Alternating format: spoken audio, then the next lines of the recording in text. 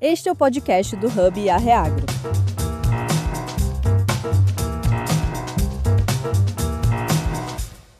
Existe uma sensação super clássica, né, de domingo à noite para quem trabalha com educação. Ah, aquela angústia batendo. Exato. Aquela imagem mental da sua mesa de jantar completamente tomada por pilhas e pilhas de trabalhos, projetos finais dos alunos, relatórios complexos.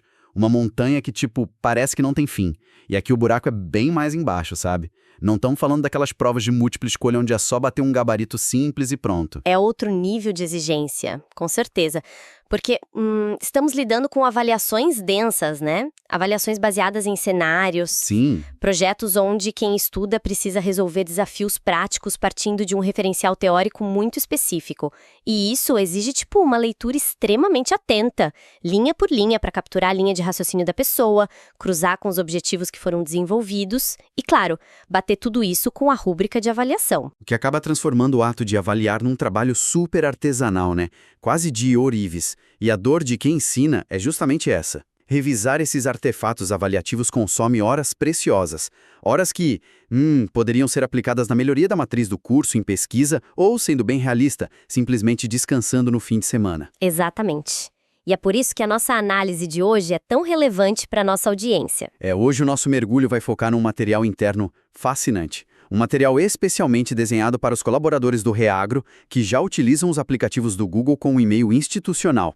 É um roteiro de implementação da equipe do Reagro Ensino que, promete transformar essa maratona de domingo à noite num processo de poucos minutos. Nossa, e sem perder 1 milímetro de rigor técnico, o que é o mais importante. Sim, e a base que a gente tem para a discussão de hoje inclui as diretrizes System Prompts do GEM Revisor Universal, os guias operacionais do Reagro Ensino e um apêndice estratégico maravilhoso sobre literacia, inteligência artificial e arquitetura de memória. Então a nossa missão nesse bate-papo é destrinchar como a combinação exata de duas ferramentas, o notebook LM e o Gemini, atuando como assistente GEM, pode reduzir o tempo de avaliação de horas para apenas 2 a 4 minutos por projeto. Gerando relatórios de pré-avaliação ágeis para a validação final do professor. Isso. Só que, lendo esse material, eu acho que a primeira coisa que a gente precisa desempacotar é a questão estrutural. Por quê? Vem cá. Por que precisamos de duas ferramentas diferentes, se ambas são inteligências artificiais do Google? Por que não jogar o projeto do estudante direto no Gemini aberto e pedir para ele dar a nota? Aí que está a principal armadilha que muita gente cai. E é justamente isso que o apêndice estratégico sobre a arquitetura de memória tenta desmontar logo de cara. Ah, interessante. É que para entender o sistema, a gente precisa separar 2 conceitos fundamentais, sabe?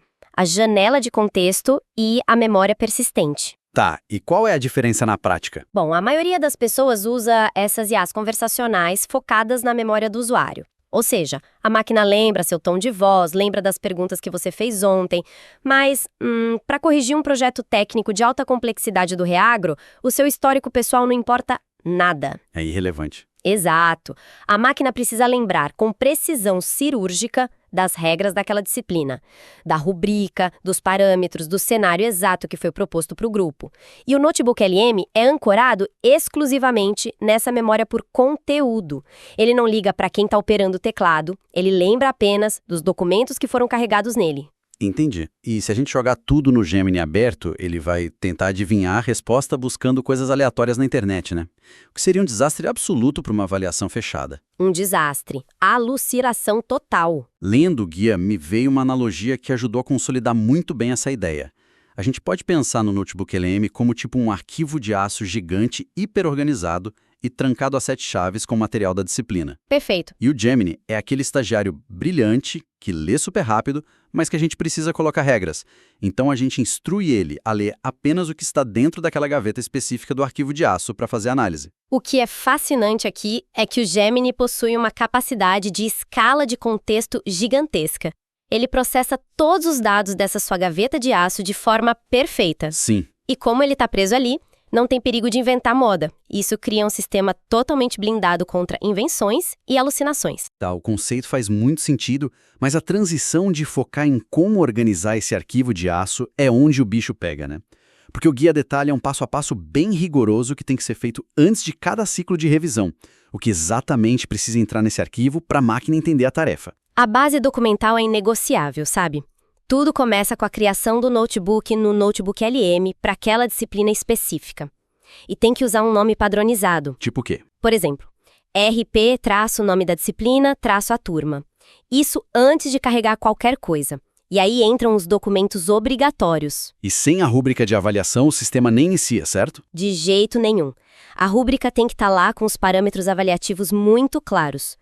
Depois você insere os roteiros da atividade, que definem exatamente quais são os cenários e desafios que os alunos precisam resolver a partir do que foi estudado no curso. Aí o guia até menciona como opcional colocar as transcrições das aulas, né? O que eu achei genial. Sim, porque a IA entende o tom, as ênfases dadas pelo professor em sala e isso calibra a avaliação. Mas olha, eu preciso fazer um papel de advogado do diabo aqui, porque tem uma estratégia de mapeamento que o material dá um foco especial.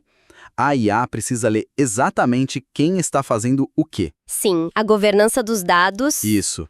Se o grupo 1 está trabalhando no cenário e desafio 2, isso precisa estar cristalino para a máquina. E o guia sugere ter uma planilha listando os grupos numerados e os cenários, além de ter que nomear os arquivos PDF de um jeito super rigoroso, tipo código do curso, turma, grupo e nome dos alunos. Isso mesmo. Mas vem cá, essa padronização toda, renomear arquivos e manter planilhas, não gera um trabalho administrativo enorme antes mesmo da IA começar a ajudar? Tipo, a pessoa não vai perder horas nisso? Eu entendo totalmente essa preocupação. É o que todo mundo pensa no começo. Mas a resposta dos guias operacionais é super direta. Se o arquivo está confuso, a IA também se confunde. Faz sentido. Lixo entra, lixo sai. Exato. Imagina o seu estagiário brilhante recebendo 20 trabalhos chamados trabalhofinal.pdf. Ele vai cruzar os dados incrivelmente bem, mas na hora de te devolver o relatório, ele não vai saber de quem é quem. A qualidade da análise depende inteiramente da qualidade e padronização dessa base. É um pequeno investimento de tempo inicial, papo de alguns minutos, por um ganho exponencial na saída. Você cria a verdade absoluta do sistema ali, né?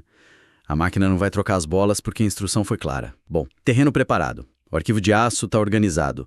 Aqui é que a coisa fica realmente interessante, que é a execução prática. A mágica acontecendo. Sim, o colaborador acessa o gemini.google.com usando o e-mail institucional, anexa o notebook LM que a gente preparou, e o primeiro comando que ele tem que digitar é iniciar sessão, em caixa alta.